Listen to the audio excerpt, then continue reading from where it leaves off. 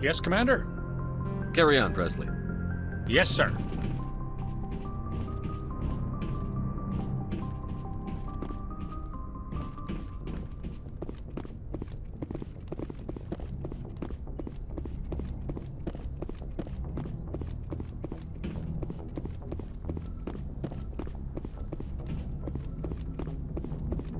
Boy, am I glad to be off of Novaria.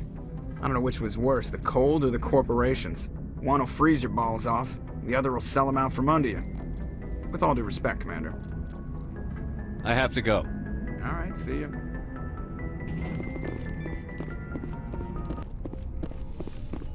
Yes, Commander? Is there something you need? I should go. Goodbye, Commander.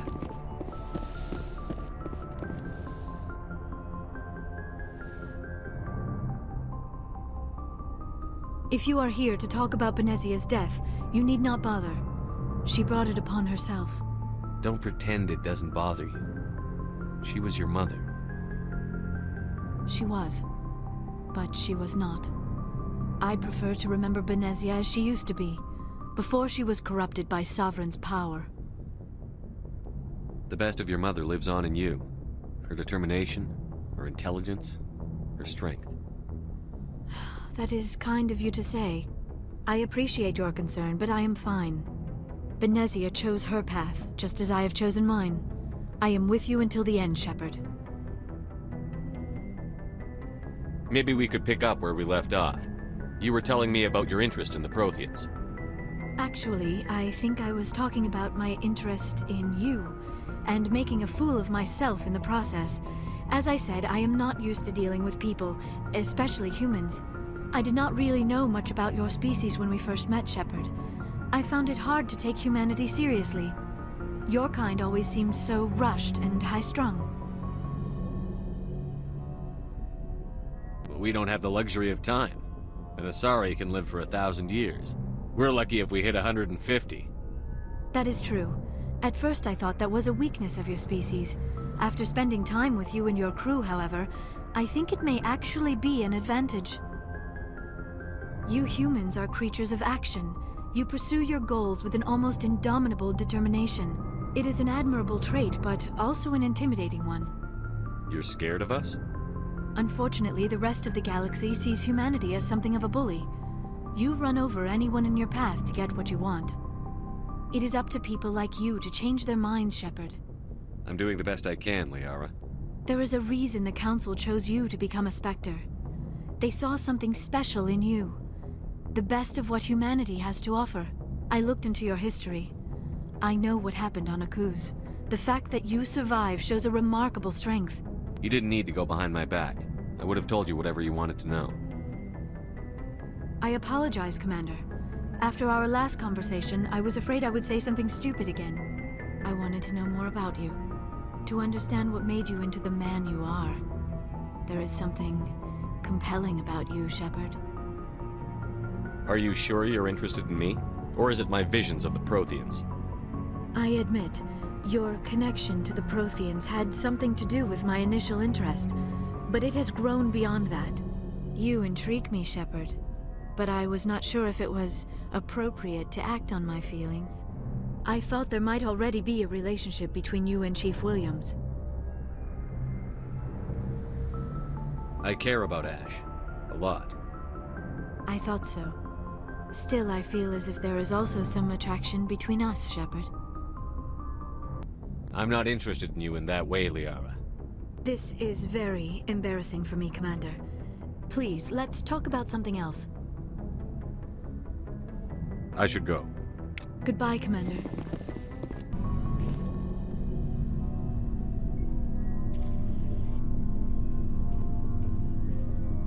Anything you need, Commander? Just trying to get a sense of where the crew's at. Thoughts? Well, they know about the stonewalling you've had from the Council. They deserve to know what we're up against. They're on your side. They're pissed about the resistance we're getting, especially from our side. I'll have a better handle on all of it when my head stops hurting. Whether else who flare up. Anything I can do? No, Commander, it'll settle down. It's rough sometimes, but they spike higher than a lot of L3s. Except for you, of course. Besides, I fared a lot better than some after Kinetics was through. I haven't heard anything about kinetics in a while. Yeah, they quietly disappeared. Broke up into a bunch of little corps after they botched the training on Jump Zero. After first contact, Kinetics was set up to track Element Zero exposures and develop implants for humans. Once we had an embassy on the Citadel, Kinetics could bring in experts instead of taking it slow. Is there some reason we couldn't learn it on our own? They didn't know where to start. Hell, it took a couple of years to even link biotics and Ezo. Forget trying to get the kids to move stuff. They had trouble just helping them not break their own limbs. And their choice of teachers didn't help much. The only experts would have to be aliens. Dead on. Turians, actually. That's why Kinetics kept it a secret. They were afraid of what people back home would think, asking the Turians for help when we just fought a war with them. The Asari would have been more acceptable than the Turians. Yes, but the company didn't go through the Citadel. It would have made Earth look weak, so they discreetly hired some Turian mercenaries. I'm sure Kinetics did what they thought was best. It wasn't best for us. They brought in an ex-military Turian named Commander Vernus. A real hard-ass. He basically had a free pass to break us if it would turn out a decent biotic. Kind of spiraled from there, Commander. Did he ever face charges for that? He got his, yeah. But like everything else at Jump Zero, it was under the table. The less said, the better. Anyway, this is ancient stuff. I walked it off a long time ago. I should get back to my duties, Commander. We're here to make history, not rehash it.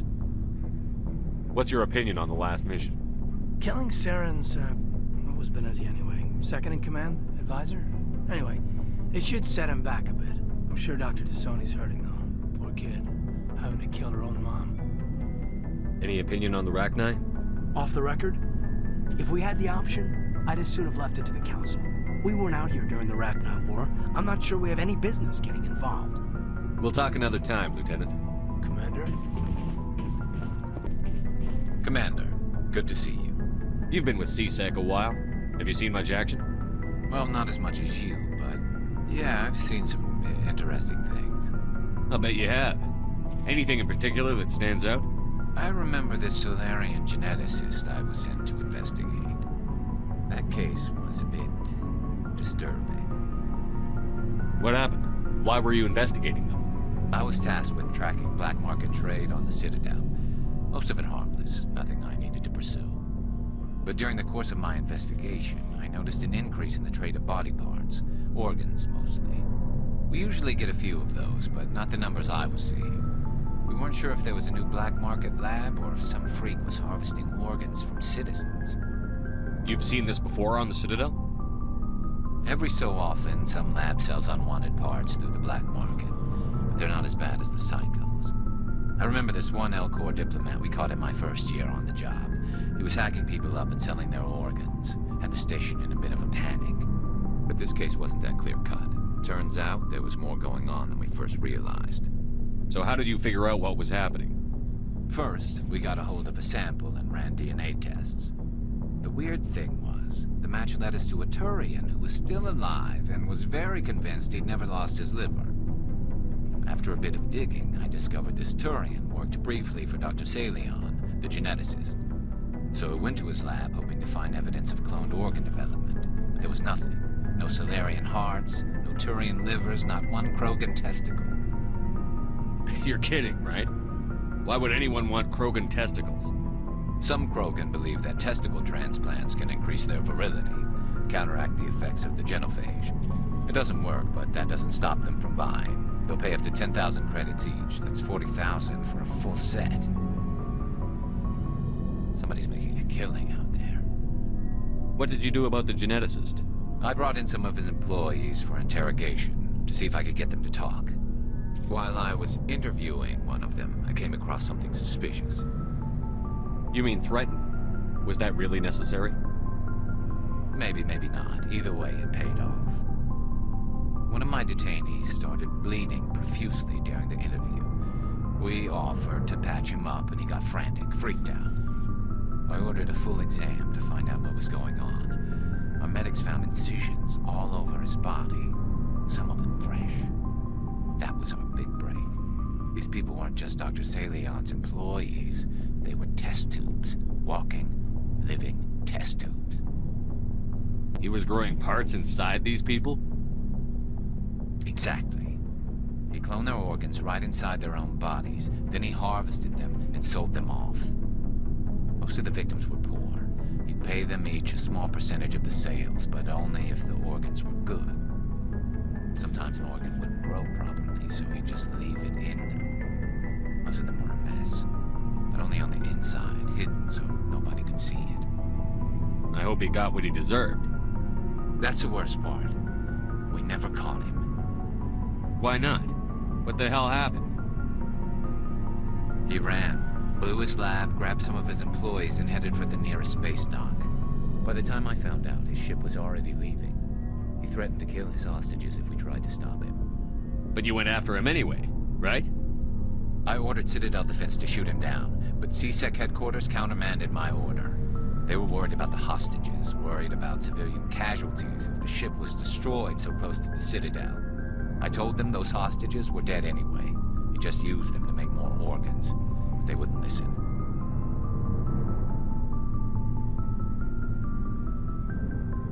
Well, you can't get them all.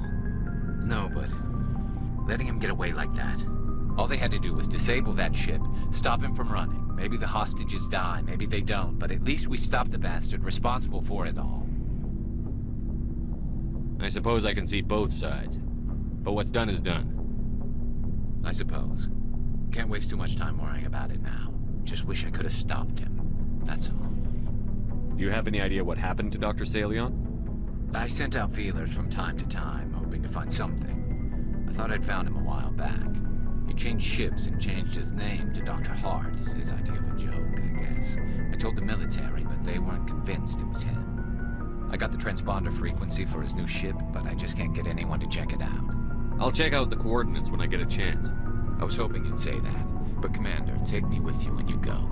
If it's Salion, I'm gonna be there when you find him. What do you want, Shepard? Why did you become a mercenary? Lots of reasons. Such as? Such as, I needed to get out of our system. I needed to eat. I needed to survive. Why not stay and help your people? I tried to help. That's why I had to leave. What happened? I was betrayed. I was head of a small tribe. We were trying to restore order after the war, but the other tribes were against us. They followed Jared, one of the few warlords who survived the war with the Turians. But he was old, and so were his ideas. He wanted to continue the war. He wanted us to fight. Turians, Solarians, each other. It didn't matter who, as long as we were fighting. What did you want? I just wanted Jared to shut up, to stop his ranting. I wanted him to stop leading the tribes astray. But he couldn't understand how much things had changed. We didn't have the numbers to go to war. Even if we did, the genophage made sure we couldn't replenish our numbers fast enough. I told them all to forget about war. We needed to focus on breeding, at least for one generation. And for a while, we were getting through. Some of the tribes started coming around. I take it the warlord didn't appreciate that. No, he didn't. He arranged a crush with the tribes, a meeting on neutral ground. He wanted to talk. We met at the Hollows, near the graves of our ancestors. The skulls of our dead laid bare to remind us where we come from, and where we all go. It's as sacred as any Krogan place can be. Violence is forbidden. It sounds like a trap to me. You must have suspected as much. I did. But when your father invites you to a crush, well, there are some laws that even we hold sacred. Jared was your father? He was. Until that day. We talked, but we didn't get anywhere. When it was clear that I wouldn't join him, he gave the signal. His men leapt from the graves of our ancestors like Krogan undead, The few that were loyal to me died quickly. I escaped with my life, but not before I sank my dagger deep into my father's chest. That is why I left, and that's why I'll never go back. You must have family other than your father. Don't you miss them? You're trying to make me cry, Shepard. I've got some unfinished business with my family, but that's all. What kind of business? Before I left, I made an oath to my father's father. I swore to recover my family's battle armor. It was taken from him after the uprising. What's so important about this armor? It's a relic. Useless, really. But it was worn by 5 generations of my family before the war. It's rightfully mine. Originally, it was taken by the Turian military. We weren't allowed armor or weapons after the war. Now, it's in the hands of Ton Actus, a Turian scum who collects relics from the war. He's made millions selling Krogan artifacts that were stolen from my people. He's got several bases where he stores his goods, all fortified and guarded. I just don't know which base has my family's armor. Just tell me where to start looking. I'll upload the data to your nav system. But Commander, I want to be there when you find him. So long, Rex. Shepard. Shepard, I'm glad you're here. Good to see you smiling again, so to speak. I'm sleeping much better now. I guess I'm getting used to how quiet your ship is. But I don't want this to get in the way of our mission, Shepard. First, we stop Saren. Then I'll worry about my own problems. I should go. See you later. Oh, before I go, you said you're serving with Commander Shepard now? We saw him on the news here. He's cute. Later, sis.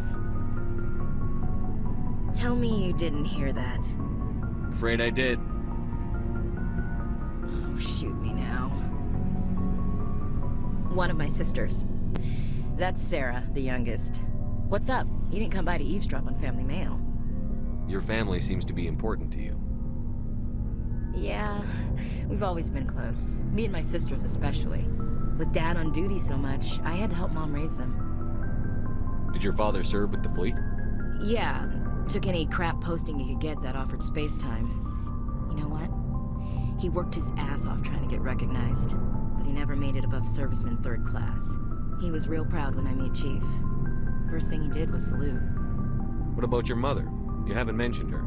You must know what military wives are like. Strong because they have to be, able to raise kids while Dad's away on a 6-month cruise. She has a degree in planetary geology. She and Dad both wanted to see new worlds. She gave up her career to raise us, though. You have more than one sister? Sounds like a big family. Yeah, I'm the oldest, then Abby, then Lynn. Sarah's the youngest. She's still in high school. With 4 girls, Dad used to say he felt more outnumbered at home than on maneuvers. Where did you grow up? All over. We transferred a half a dozen times before I finished grade school. You go where personnel command sends you, right? I guess that's why I'm so tight with my sisters. We'd have to leave all our friends every 2 or 3 years. After helping raise them, your sisters still talk to you? Amazing. Things were tense between Sarah and me for a while. Then we bonded. Sounds like a story. Feel like sharing? Sarah got herself a boyfriend who wanted to go faster than she did, Mike. I didn't think he was a bad kid, just pushy. Lynn would send me these worried vid mails, and I'd tell her to relax. Where were you when this was going on? I was on active duty. Sarah's graduating high school this year. This was only a couple of years back. They were on Amaterasu. At the time, I was assigned to Chernobog. Same cluster, but a dozen Hellwire away. Close enough to talk regularly, too far to make it back in an emergency. I couldn't afford a fast packet flight.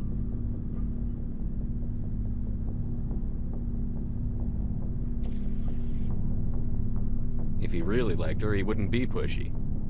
Yeah, of course. If he didn't ask at all, I'd wonder if he thought Sarah was ugly. Damned if you do, damned if you don't. Mike thought they'd go for a romantic walk in the woods, because he figured it was past time they did the deed. She levered Mike face first into a tree and left. Didn't have a scratch on her. Good thing Mom and Dad had us all learn some kind of self-defense. I took emergency leave and walked Sarah to school for a few days. Why didn't you tell the police? She said it wouldn't solve the real problem, and she and Mike would both become household names. It was a small colony. I said it was her call to make, that we should let her do it her way. Mom was pretty pissed about that. You said all of your sisters learned self-defense? Lynn did pistol practice, but didn't like it. She's kind of nervous. Sarah took Aikido. Abby decided to learn the sword. She always was a little weird. Likes big skirts and tops you have to tie her into. They do great things to her figure, though. So, what did you learn? One of Dad's friends taught me Marine hand to hand. You traveled all the way home to walk your sister to school. It was only a dozen light years, like a day's cruise. It's not like I was going to Earth or something. My last day out, Mike was waiting for us. Sarah had told her friends, so everyone at school knew what he did. He wasn't happy. I wanted to snap him in half, but Sarah gave me this look, this let me handle it, I need to do this alone look. She kept her cool, God bless her, as he screamed in her face. She just let him vent. Then he tried to punch her. I swear, she just flowed around him. Next thing I knew, he's face down on the sidewalk, and there's blood everywhere. That's unbelievable. Sarah must be as good as you. Better. I'm more or less a straight-up puncher. When he swung, she wasn't there anymore, and he fell. She helped him stop the bleeding and had me call an ambulance. She told the paramedics he fell. Before they took him to the hospital, Mike touched Sarah's arm. I thought he was gonna end up on the ground again. But he hung his head, whispered, "I'm sorry," and started crying. And she hugged him. The Williams women are a decisive bunch, Commander. We do things when we're ready. Not before, not after. Your sister's something else. But you didn't mention your father at all. Was he on deployment? Dad always wanted to serve in space, but he wanted us to have real ground under our feet. He'd say, space is beautiful, but you can't raise a family there. I cannot rest from travel. I will drink life to the lees. All times I have enjoyed greatly, have suffered greatly, both with those that loved me and alone. For always roaming with a hungry heart, much have I seen and known, cities of men and manners, climates, councils, governments. I never thought I'd hear you reciting poetry. Just because I can drill you between the eyes at 100 meters doesn't mean I can't like sensitive stuff. Just don't spread it around. Ulysses was my dad's favorite poem. Every time he shipped out, he recorded me reading it. He had a dozen versions when he retired. Does he still like it? I sure hope so. I read it to his grave every time I go home. Dad passed on a few years back. He's probably still watching, though. So behave. You mean from wherever we go after death? Dead on, Skipper. He's with God now. That's not a problem with you, is it? That I believe in God? You know that old saw, there's never an atheist in a foxhole? I've been in a lot of foxholes. Yeah, I guess you have. I've met a few people who are really weirded out by my faith. Because I work in space, I can't believe in a higher power? Jeez. Hello, have you people looked out the window? How can you look at this galaxy and not believe in something? I should get back to my duties. Didn't mean to take up so much of your time. What's your opinion on the last mission? You mean the Rachni, right? They were dangerous, Skipper. They proved that 2,000 years ago. I think it was a mistake to let them go. But that wasn't my call to make. It was yours. If you haven't talked to Dr. Tassoni, you probably should. She just lost her mom. That has to hurt. Just saying, Skipper. We'll talk later, Williams. Looking forward to it, Skipper.